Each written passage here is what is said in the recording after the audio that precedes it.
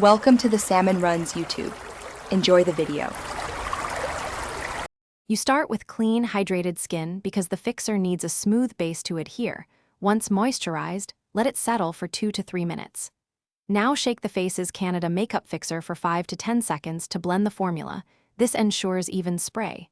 Hold the nozzle about 20 to 25 centimeters from your face, close your eyes and mouth, and spray in an X then a T pattern.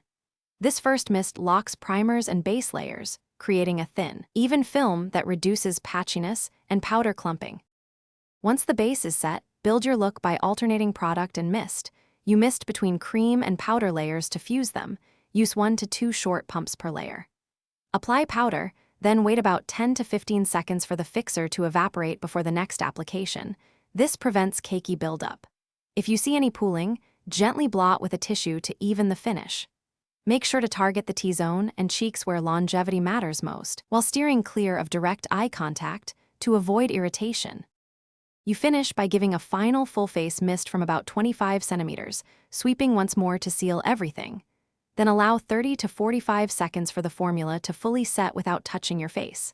If you notice flashback in photos, reduce heavy powder or switch to a matte fixer variant and retest in daylight. If patchiness appears, don't rub. Instead, spritz the fixer onto a damp sponge and press gently to blend. This rescues uneven areas and restores a natural, long-wearing finish without stripping makeup. Thanks for watching. Consider subscribing if we helped you.